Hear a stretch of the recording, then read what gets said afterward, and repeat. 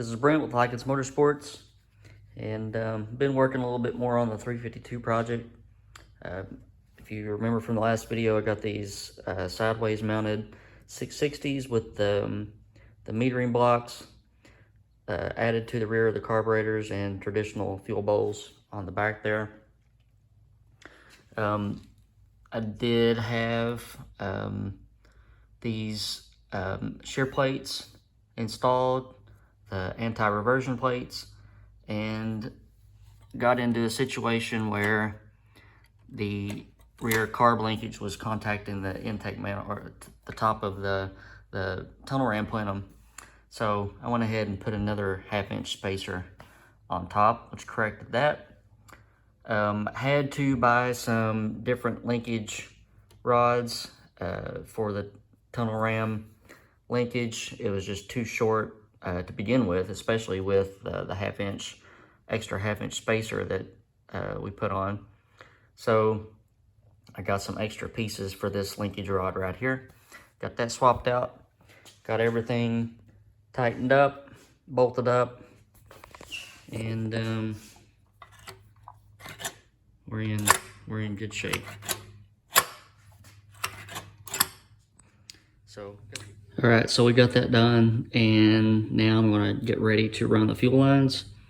This is I wanted this to be a nostalgic looking engine, so I'm trying to stay away from the blue and red anodized fittings and braided hoses and everything. So I'm gonna go back with just regular fuel line.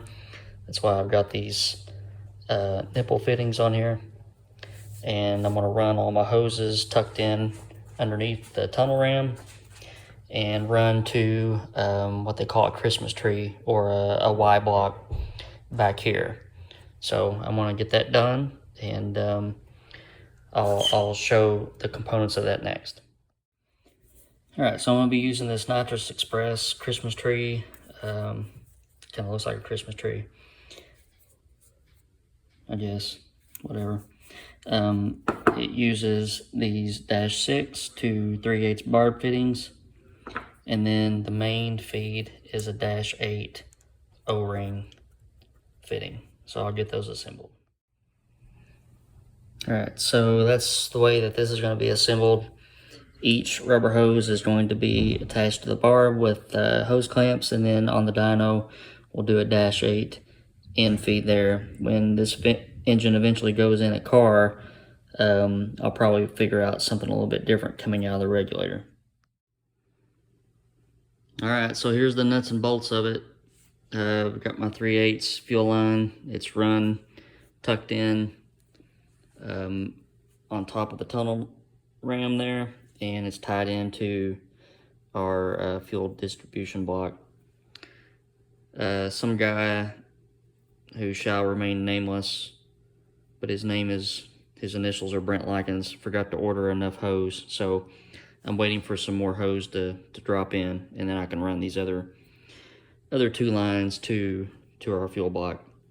But that's the nuts and bolts of it, and this one will be ready to dyno again.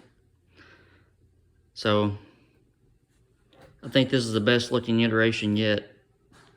Just a pretty mean looking little motor, if I do say so myself. I'd like to see it pick up another 10-12 horsepower, but we'll see.